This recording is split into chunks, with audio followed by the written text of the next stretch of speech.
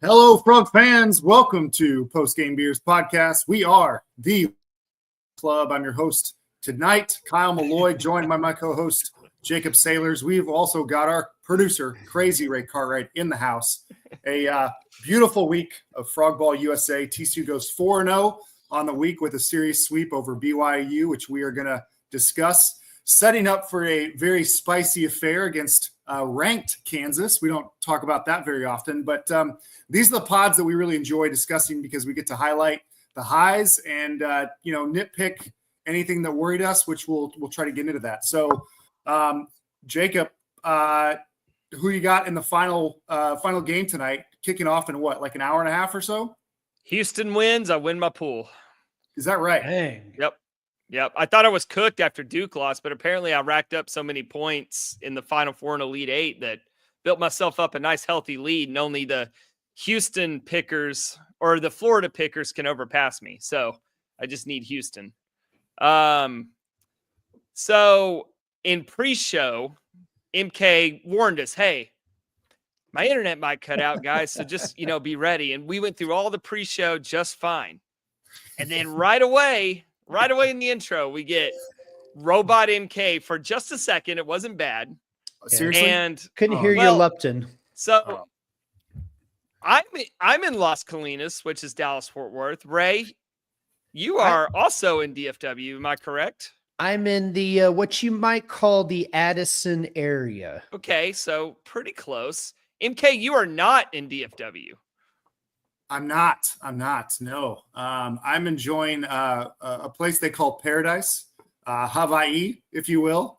Out here for actually not the greatest reason, but it's a family issue, but we're dealing with it. And to be honest, we're trying to enjoy the time that we're here. The mornings are gorgeous. I take a walk every day. Afternoons are even better with time at the pool, and then a lot of family time. So yeah, I'll be here for TBD. I bought a one-way ticket, if that tells you anything. MK's never coming back. I know. That's what I hear. I mean, I might not, because watching Frog Ball at 10 a.m. with a cup of coffee in my hand, I didn't need it. Yeah. So what was your viewing experience? Does ESPN reach all the way out across the sea? It was tough to find the app on my phone, but I was able to manage. All right. As long as you have internet, actually, it works pretty well. There's no issues with it. So it was early. And by the time the games were over, it's like, all right, I guess it's time for dinner. Like, that's how everything was early. So, that's kind of how the weekend felt for me, because I had family plans on Saturday and Sunday. So they come out, say, doubleheader on Thursday. And I'm like, okay, cool. I can make most of the first game and the second game. I can catch, half the series. And then they said, all right, we're going to actually try to play game 3 on Friday. And I said, perfect. Go up, see my family Saturday. So wake up Saturday morning, a sweep in my pocket. And I'm in my family, they're coming in from Lubbock and they're all Red Raiders. And I said, very polite Frogs to get that sweep all nice and wrapped up before coming out to Pottsboro. Oh man. Then they had to just watch Timmy Tadlock just S the bed all weekend. The response I got back was something along the lines of, very rude of Tech to ruin the weekend before it begins. Pretty wild to have the games end so soon. I know, Ray, you mentioned this on X, but like having Saturday and Sunday just free was pretty awesome. Dude, it really was. It felt like an off weekend. Yeah. I wonder what the players did. Like, were they like, what are we supposed to do now? Well, did they go out and play like an inter squad or something? I thought I heard Kirk said they got Saturday and Sunday off. Right. Nice. But then they're they wake up Saturday and they say, now what do we do? Well, it's the only Saturday they're going to get to go out the entire season. So they probably until like July. Yeah. That's awesome. Well, I'll tell you what I do miss is I have not yet seen a long drink out here in Hawaii, and so I'm gonna talk to my friend Caden and be like, "What are you doing, man? You got to spread your wings a little bit and go west." So, long drink just came out with their new combo pack. It's actually low sugar throughout, so you've got the low sugar citrus, the low sugar peach, and a low sugar pineapple, and they're all delicious. So anyway, I think those are available now at your local liquor store, but always appreciate Long Drink and their sponsorship. Dude, Long Drink don't miss. Yeah. Right. We also got a shout out, of course, Chinook Ceadery. You can go to ChinookCeadery.com. Use promo code LDC, get 10% off your next order. By now, hopefully you guys have at least tried these delicious seeds. So yeah, go and place your order. You can customize what flavors you want, get you a sampler pack, or just go all in on the lemon pepper or hatch chili or, whatever you may fancy. Dude, you got to restock. We're in the stretch run of conference play. You got to restock. Get ready. They're standing by for your order. So go to ChinookSeedery.com. Use promo code LDC. And MK, last I told last you, but not least, I want to talk about our third sponsor because I really could have used Anduno's help on this trip. Okay, here's my problem. Is we have old luggage, right? Just as a family, all of our luggage is pretty old. And I decided, I'm like, I don't know how long I'm going to be there. I'm going to get our biggest piece of luggage and I'm going to just throw stuff in and figure it out. And what ended up happening is I only used about half of it. So I'm taking this massive piece of luggage. It's only half full. And so it was just awkward the whole way, right? You have to turn it to fit it into the back of a car. And it was uncomfortable to, pull around the airport and stuff. And the whole time I'm thinking, I really could have used one of these Anduno, packs, this new duffel bag they have called the Away. Anyway, Anduno's a startup travel brand. They were founded by TCU alumni. They claim to be all about adventure, recovery, and community.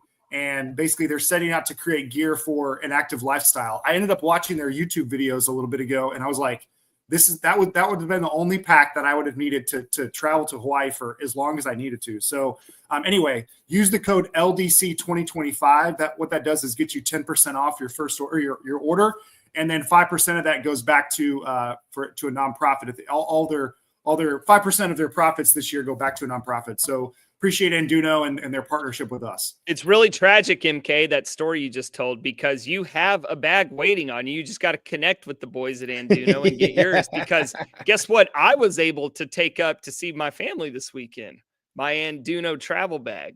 Is that right? Absolutely, dude. And so I get up there and my uncle's like, man, it's a nice bag. And I said, yeah, let me show you the Anduno travel bag with its separate shoe compartment and a lined toiletry compartment, a spot. I just put my laptop right here. It's got all these different compartments. And he said, I'd sure like to get one of those. And I said, well, you can go to Anduno.us and use promo code LDC 2025 and get 10% off. And you know what he did right there on the spot? He ordered his bag. Bang. So you be like my uncle, go to Anduno.us and check out these awesome travel bags. That's awesome. Coming through. Dude, that separate shoe compartment, that's so clutch. I love it. I didn't need a second pair of shoes this weekend, so I threw my dog's food in there. Separate from my clothes. Anyway, let's talk some frog ball, guys, because we freaking swept. Let's go. Damn. All right. Let's talk about this sweep because it's going to be fun. So weird week, as we mentioned, all three games done by Friday evening due to weather, but honestly made for, like I said, a relaxing weekend. The decision was to play two games on Thursday to avoid some of that rain. The Cougars actually started the scoring in the second inning with our old friend Ryder Robinson, hit a 2-run bomb off our guy Cole Klecker, but the Frogs responded immediately with 7 runs of their own in the same inning. This included a home run by Jack Bell and Sawyer Storsnyder, 3 consecutive doubles. We had Franco, Brunson, and Cadena just go back-to-back. And then BYU was just not able to match TCU's offense in game 1. The Frogs win 11-6. On the mound, I mentioned Cole Klecker. Definitely an interesting choice. I think we had a lot of banter back and forth in the group chat of like, was that the right decision? We thought, hey, it's still game 1. It's only a day early. Why not start Lepore? You guys definitely discussed that during the deep dish a little bit more. But long story short, we were pretty worried after that 2-run bomb. Hey, he may not even get through one time through the lineup. But because of that 7 spot that the Frogs put up right away, that gave him a little bit more runway to stick in there. He ended up going his longest outing of the year, 4 innings, only giving up those 2 runs initially. After that, we had Brassfield come in. He looked a little shaky. We can talk about that. But then Cade Udy was able to close it down and earn that save. So, Jacob, my question to you is something that we talked about on our text messages, but it's something that, again, you discussed this during the deep dish. Why, not necessarily Klecker, but why did BYU keep Peyton Gubler on the mound for 3 innings? He gave up 9 earned runs to the Frogs. And I sent a text. I'm like, what are they doing? And so I want you to address that first. Yeah, I guess, I mean, Do I actually know for sure? No. But when you study BYU and you look at their depth of pitching, they're going to have to play 27 innings in 2 days and 18 innings in 1 day. Peyton Gubler is far and away their, most accomplished statistical pitcher so far this season. If you pull him after the second inning, you're asking for 25 guys out of real limited selection in that BYU bullpen. So even if it's not so much that you're conceding the game by leaving in a guy who's given up 7 runs in an inning, it's if we're going to have a chance in game 2 and 3, we can't burn everybody, trying to come back in a game where we're down 9-2 in the 4th inning. Does that make sense? 100%. So he still, I don't know what his final line was, but I know he was up over or near 100 pitches. Let's see. Yeah, 3 innings, 99 pitches. So at some point it's like, we'd love to get 4 or 5 out of him, but he's already at 100 pitches. So, they had to just make do after that. And I'll say this, Jake Porter came in and gave us fits after Peyton Gubler exited the game. So he kind of filled in that role of saving the rest of the arms for the rest of the series. Yeah. Yeah. I when you mentioned, you're like, yeah, we mentioned this on the deep dish that this is their one hope. Yeah.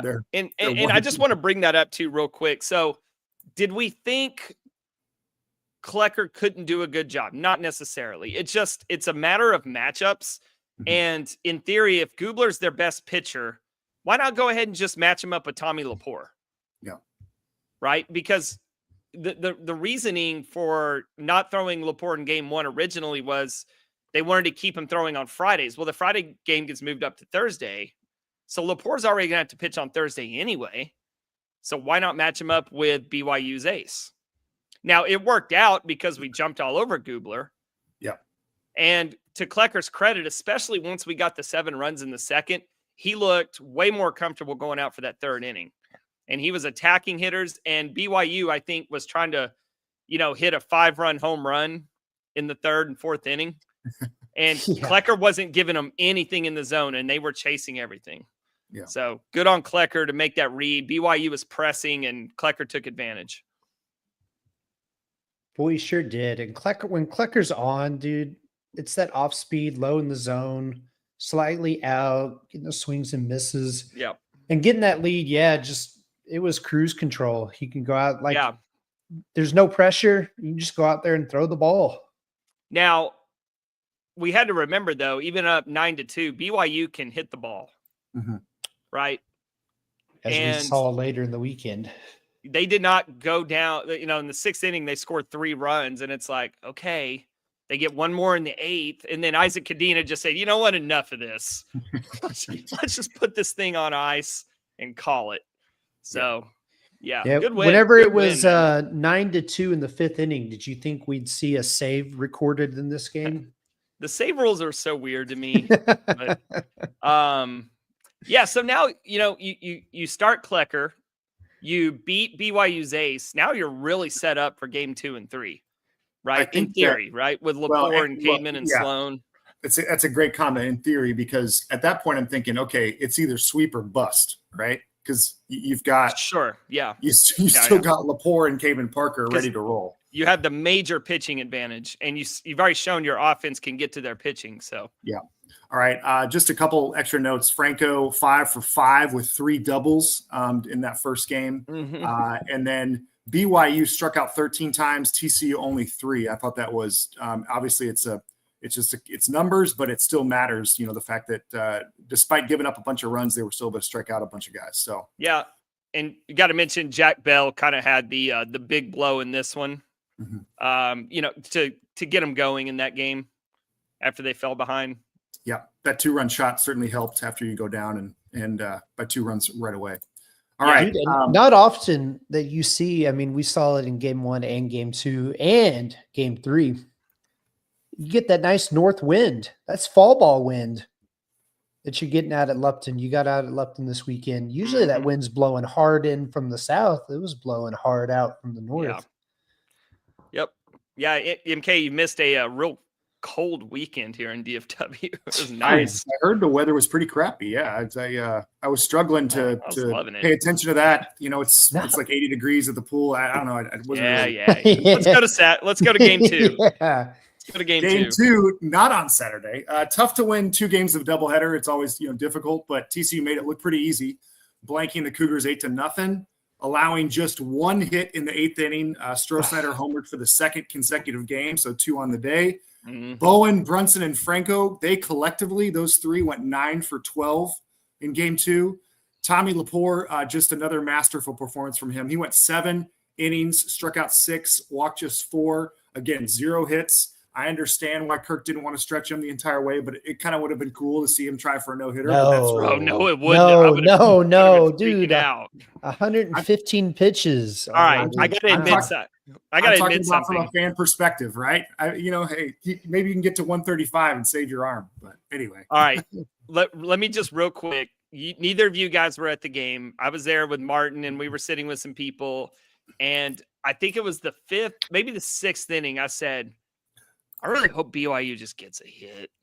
Oh, let's just get Lepore out of the game. I don't want to burn him for the rest of the season by trying to get to a no-hitter. Oh. And then hold on. And then at the 7th inning, I said, let's go get a fucking no-hitter. No. I changed my mind real quick because I was like, all right, this is kind of cool.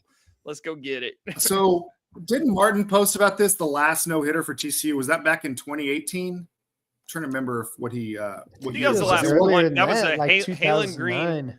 Yeah, Halen Green 1-hitter. The last 1-hitter. Okay. Yeah. All right. I think, like the last no-hitter was like 88 or 90. I sent Jamie the text message of back when the games were in black and white. Dude, yeah. Probably at Old Lupton Stadium. Nice to see Colton Griffin back in the lineup. Was it his first at bat or one of them? But he had a home run, so he hadn't played since March 18th. Yep. Good to have him leading off again. And then kind of closing out the game on the mound, we had Gianluca Shin for an inning, and then Nate Stern with the, I don't know if you call it a save. It wasn't really a save, but he closed the game out with the last inning. So any other notes that you guys have on the kind of blanking? We're getting into territory where Sawyer Stroh-Snyder is reaching levels of never seen this before. Mm-hmm. Dude, how's he a freshman? Yeah. We can talk about some of his stats so far this season, this series at the end of the games, if that's all right. I got a couple of them, but I would love to. so I appreciate Cam's comment. No hitters aren't that cool, said JD Sailors. Yeah. Well, I mostly just didn't want to throw Lepore into the ground chasing a no hitter. I think honestly, I wasn't paying attention to the pitch count. And I'm just looking back at the game going, man, did he have 2 more innings with him? But at 112, I totally get it. I get it. It's not – I wouldn't have expected them to stretch him. So, all right. Frogs take the series already on a Thursday before most teams have even played a single game. Going for the sweep on what was it, Friday.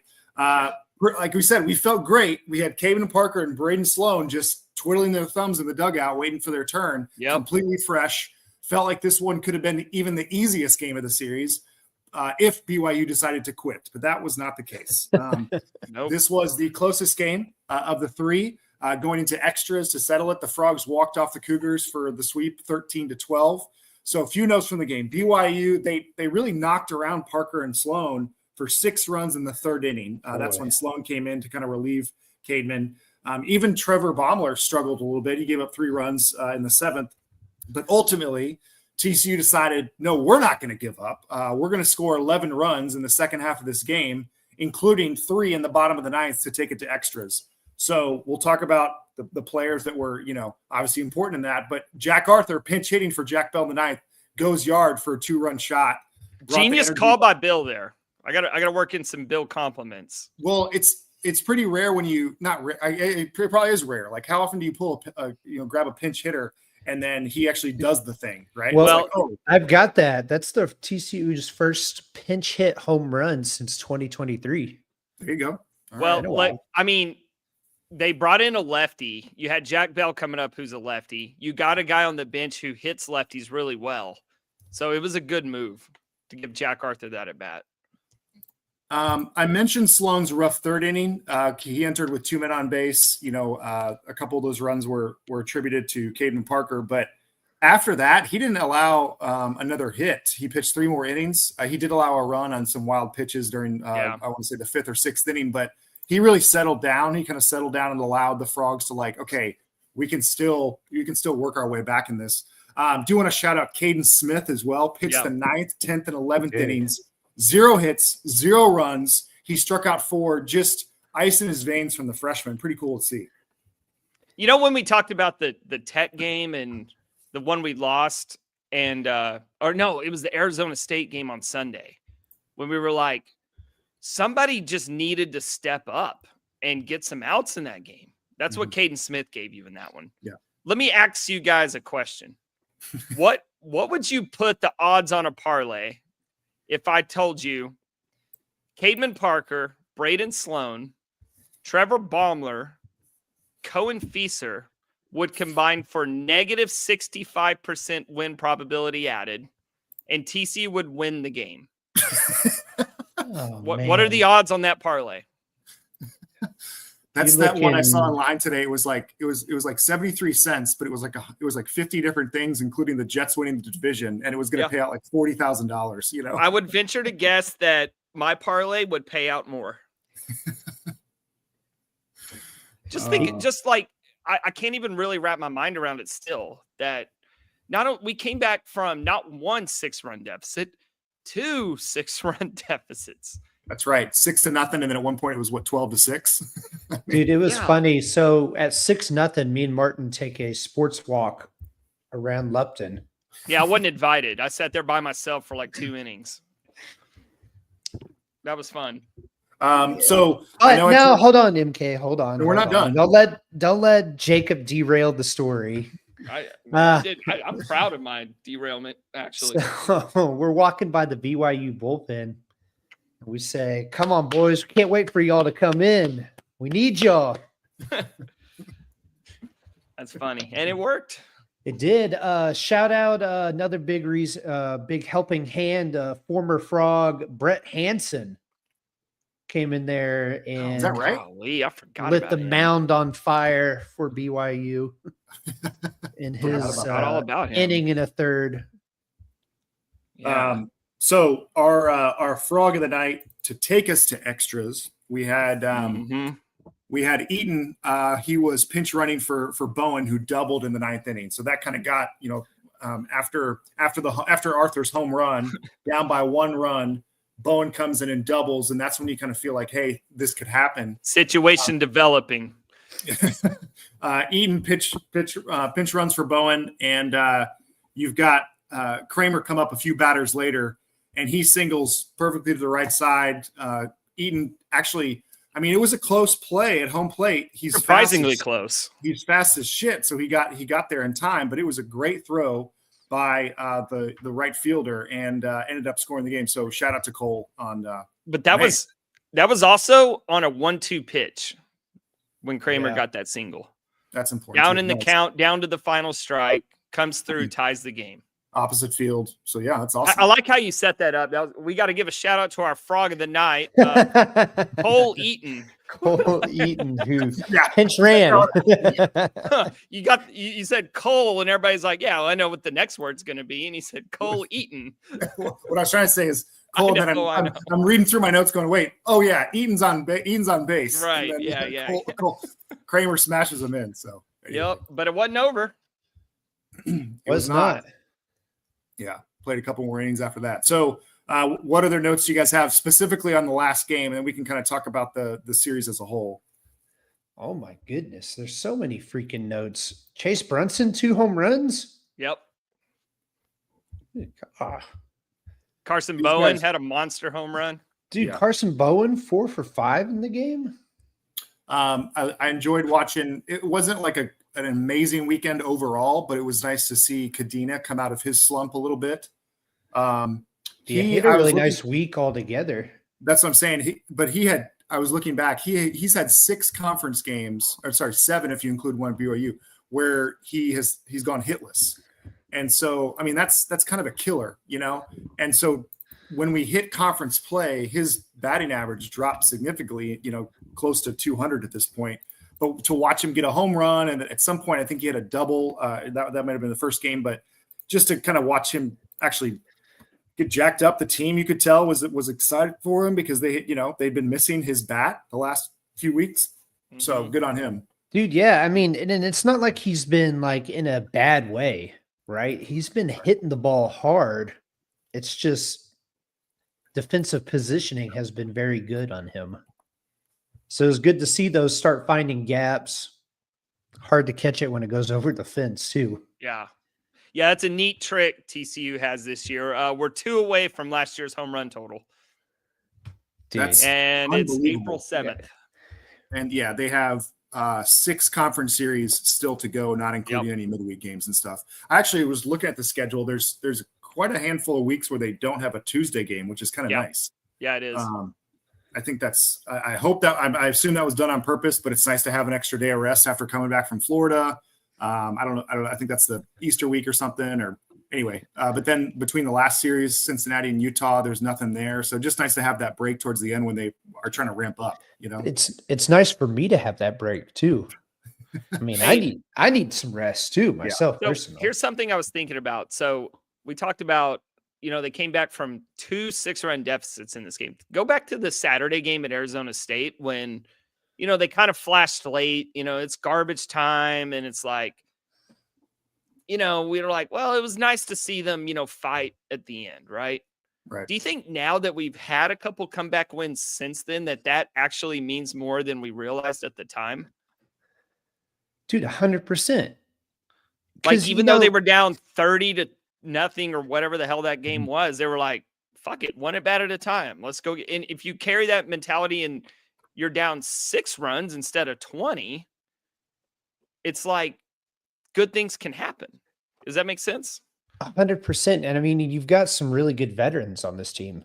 We talked about Cole Kramer, you talked about Chase Brunson, Anthony Silva, right? Because I mean, for the majority of this lineup is freshmen and sophomores, right? Yep.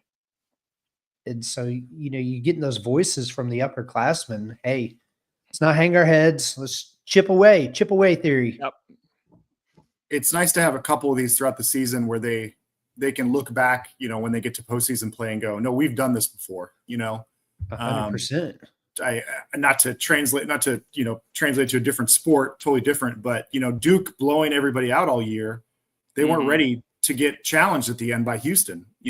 Houston had been in a dogfight every Big 12 game. So, anyway, you got to think that gives them a little bit of confidence to say, hey, even if we're down by a bunch, in this case, 6 runs, I mean, that, again, a lot of teams can go, well, all right, let's move on to the next game, Dude, and you've seen that in college baseball before. I mean, look at, most number 1 overall seeds have pretty much cruised through the season. Mm-hmm. Then they get into postseason play, a regional, super regionals, like, oh shit, this is actually a little tougher than it is. And they end up knocking themselves out and they're gone before you get to Omaha. Yeah. And also, we're talking about just this game in a silo, great comeback, but the implications, what that meant to where we stand in the Big 12, our RPI, things like that. Like it was a huge game. So Frogs top 20 now. I think they're 19 in RPI. If 20, yeah. And sitting at tied for 3rd in terms of just Big 12 record. Obviously, they already played Arizona State, who has that tiebreaker against them. They will not play Kansas State, who had a terrible weekend, getting swept by Oklahoma State of all teams. Thank goodness. So they still play Arizona, and they obviously play Kansas. So I mean, they have everything they need to take the Big 12, right? It's really up to them. They kind of control their own destiny if they take both those series and just handle their business against the lower teams. Dude, yeah, you think about it. You drop that Friday game, and now you're 2 games out of first place in the conference. Where if you go into this Kansas series, you can't really make up any ground. I mean, you basically have to sweep, right? Because taking 2 of 3 doesn't do anything for you. It makes up one game, right? Where now, like this weekend, if they take 2 of 3, now they're tied. I don't know. It depends on what like Arizona or West Virginia do, but they could theoretically be tied for first, right? Exactly. Yeah, tied for first with the tiebreaker over Kansas. I mean, this is a massive weekend. Real quick, after the Grand Slam in the 6th, the TCU win probability was at 5%. Dang. After the Grand Slam? After the Grand Slam, yeah. Dude, I wonder how many teams have come back from, win prob of 5% or less. Well, that was after they were sitting at 11% when they were down 6-0. Dang. Man, that I remember that swing. It makes you want to turn off the game at that point. You're like, I don't want to watch the rest of this. It's Connor won Hahn. I rewatched it the next morning just because it was fun. Yeah. Connor won Hahn and said, I don't remember when it was. I think we were down by 3 after maybe the Cadena home run. It was 8-6 at that point, top of the 7th. That was the Grand Slam to make it 12-6. Yeah, it might have been later on. But anyway, he said, this is one of those games, win or lose, all you want to do is take a hot shower and go to bed afterwards. Dude, it was exhausting. It was a 5-hour game. Yeah. It was exhausting being in the stands, dude. Was this the one with all the foul balls? Like, there was one out of 3. Oh my goodness. Like, it was just nonstop foul balls on both sides. I was like, I don't know. I don't know what our budget is for baseballs, but it had to have been that one because I think it was only like the 4th inning and it was like 8. It felt like it was like 8:30 at night already. If this was the 5-hour game, then it definitely was because I remember thinking, God, this is taking forever. Okay. Let's talk about Stroh-Snyder. Okay. He's doing okay. Slugging in conference, he's at 1,000. Damn. We've got 3 guys above 1,200 in ops. Any guesses besides Stroh-Snyder? You can probably guess them. Chase Brunson. You got it? Noah Franco. That's all 3. Brunson and Franco are above 1,200. Sawyer is above 1,500. That's, man. That's alien. Yeah. Insane. Jacob, you mentioned have never seen this before. Are you talking about TCU specifically? Kind of like no, I mean, just past freshman? When you talk about, I mean, you can break it down from several angles. First, just look at just the way he stands in the batter's box, the command he has just when he's at the plate, right? And the sweet swing from the left side. It's like Martin made the comp of Josh Hamilton. Dude, and now I can't unsee Josh Hamilton, right? I can't unsee it either. Was Josh Hamilton that fast? Yes. Josh Hamilton was a freak of nature. And that's kind of what Sawyer Stroh-Snyder is doing right now, because it's not only just, tied for the team lead in home runs, leading the team in triples. I don't know where he is in doubles. He's hitting a shit ton of those, but it's like they're always at important times in the game. Yeah. Like I can't think of anybody we've seen, I know it's just a few weeks, but who do you remember that's been like, that is a god up there in the box? I mean, Braden Taylor at times, sure. Luke and Baker, Yeah, but just not like that. And the moments that he's doing it in. I know Lucan had the Omaha. Braden, he's had his share of big moments, but the game against Tech where he single-handedly won it. These BYU games. What am I even missing? Like Houston. Dude, it's a dog down there. It's literally like the hypothetical. If like you take a major leaguer and plop them into a lineup, how far can they go? I mean, how much better would a major league player be hitting? Dude, you can't be much better. I mean, that's what it feels like. A couple of comments in the chat from Craig and Sydney. Imagine his numbers without the first series. And then Sydney mentions the second series. So I looked back real quick. He was 3 for 23 in San Diego, and then the Globe Life, 3-game series there. So you take those out, and I mean, it's just absurd. Kyle, I was a dumb on the pods. Man, do we need to, considering, give him a day? It wasn't the worst question at the time, but I think we landed on, we just got to let him work through it. He's figuring things out. Well, and obviously the coaches knew better than we did, watching him at practice. Yeah. So that, I think that going back to what we were talking about, so he's strong as hell. He hits these opposite field home runs just by hitting up in the air and then letting them carry. But my favorite clip, I mentioned the speed because we were talking about Josh Hamilton, but there's a clip where he's on first base, and I can't remember who hits it into the gap was he hitting or was he on first base? I can't remember. Anyway, I know maybe he was hitting. He hit it down the line. All of a sudden, you see this camera shot faced at second base, and he's just rounding it. I mean, he looks like the fastest guy on the team at that point. And he rolls into third, no problem, which would have been a double for just about everybody else. So I think that's what I'm also impressed about is how quick he is. Yeah, I think Jamie Plunkett posted, made me laugh, said he's a freak. He's the fastest kid alive. Yeah. The little quote from Superbad. Glad he's on my team. That's for sure. Yeah, it's amazing.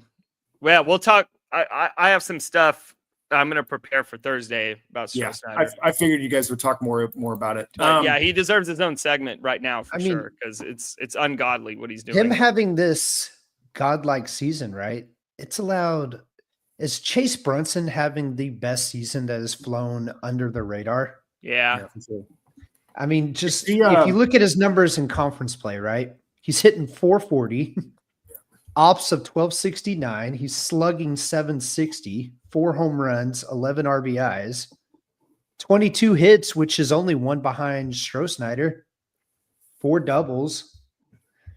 He's only struck out 6 times, and he's walked 5 times. Yeah, to have 3 guys above 400 average and over, like we said, 1,200 out. I just, no matter where you put them in the lineup, I wonder if we don't need to dive into roster construction or anything, but I feel like we haven't had as many changes in terms of the lineup as we did last year. I'd have to go back and kind of look. I felt like last year, every week we were talking about what TJ Bruce was doing to mix stuff around. Mm-hmm. This year, you might, Carson Bowen's either first or last.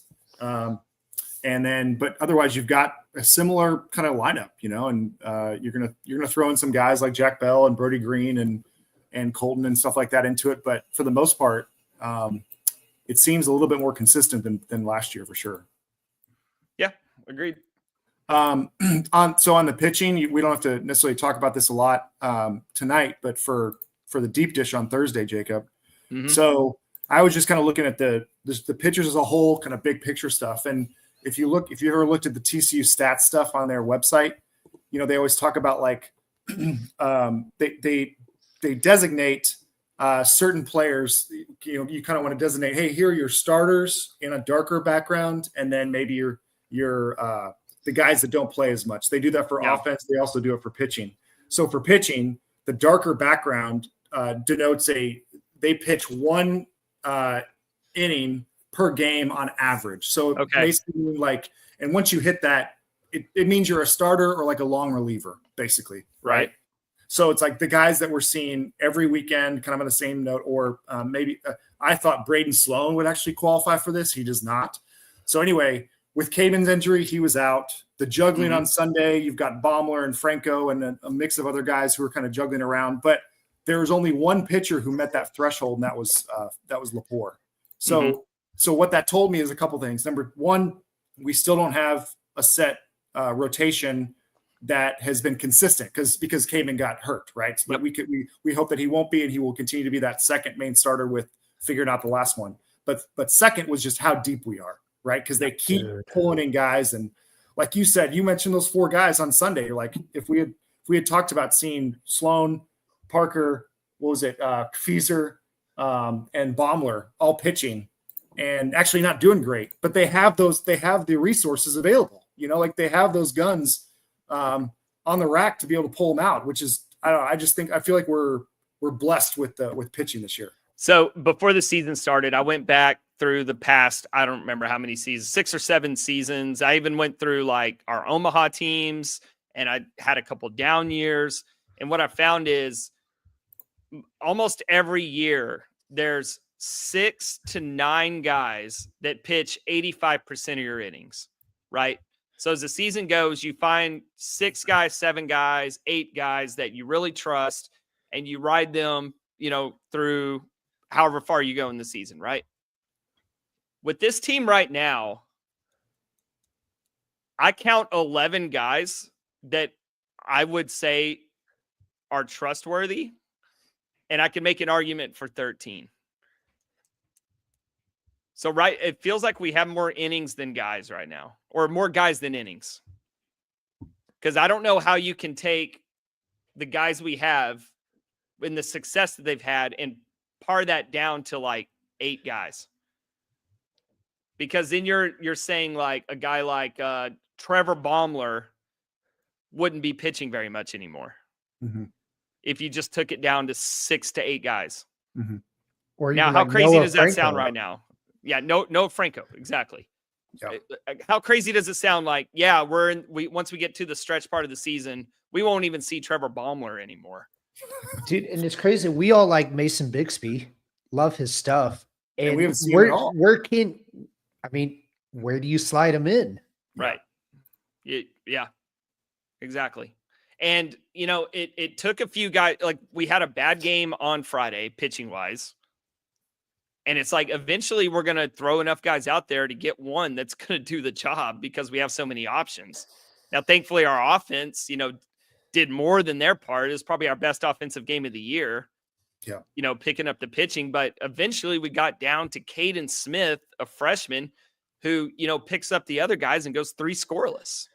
Dude, that's Caden Smith and Cade Udy are just like, these guys came out of nowhere. It's awesome. There's not a lot of teams out there that you're going to throw, one of your game 1 or game 2 starter, your best reliever who's been one of the best relievers in the country, and then a number of other guys who are really good, and they all have bad days, and you're still able to win the game.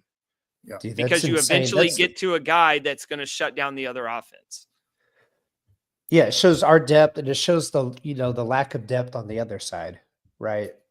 Where, we're still running out a bunch of guys that we feel comfortable with. I will say, man, whoever started for BYU in game 3, that was surprising to me. I thought we would jump all over them early, kind of put it away early, and that didn't happen. Well, yeah, because you look at BYU, they haven't won a Sunday game all season. Or game 3 all season. Yeah, game 3. Right.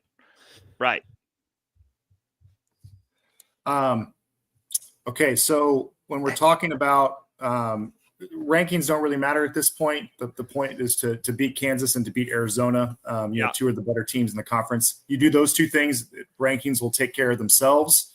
But you also need to take care of those top teams if you want to have even the conversation about hosting. Sure. Sure. Right now, Frogs are unranked in D1 and perfect game. They're actually ranked 24th in Baseball America, kind of out of nowhere. KU is ranked. I always thought Baseball America was my go-to college baseball publication. Kansas is ranked in all 3. So we've already said this, but it's a huge series for them to take. And if they do, I think you could definitely see them in a 23 to 25 range next week. So. Oh, for sure. I think what TCU is missing off their resume is a marquee weekend series win. Like, dude, I think we're ranked right now if we beat either Southern Miss, Arizona State, or Globe Life. We win one of those series, I think we're ranked. How crazy is it that Kansas could be your marquee weekend win? I know. And I can't wait to talk about Kansas on Thursday. There's a lot of interesting talking points with them. So, okay. I'm looking at the roster. Am I crazy to think that Blake Rogers pitched early in the year? He pitched like an inning. Yeah. Because I don't see him. Maybe it's just conference. Okay. Yeah. I had just the conference filter on. And I won't name this pitcher, but it's weird to see an infinity sign. Yeah. On there. we shouldn't totally ignore UTA. No, trap. Or maybe we should, because I was looking into them today and I see nobody on their team that impresses me, honestly. I hope the team doesn't take my mentality. This is not a podcast that is supposed to directly address the team. I hope they come out and handle business. But this is even for UTA standards, this is not a good UTA team. Well, I've been actually impressed with how they've handled the midweek games this year, considering, DBU, UTSA, Texas State. Those are games that they, if they're messing around, they're going to lose them. You guys talked about this on the deep dish. You want to win your conference. That's the most important. But if you lose a bunch of these games, it doesn't matter. It has an effect on RPI and stuff. Oh man, you lose Tuesday to UTA. That's tanking your RPI. Yeah. It won't help. It would drop them, I would guess, 3 or 4 spots just with that game alone. Tank.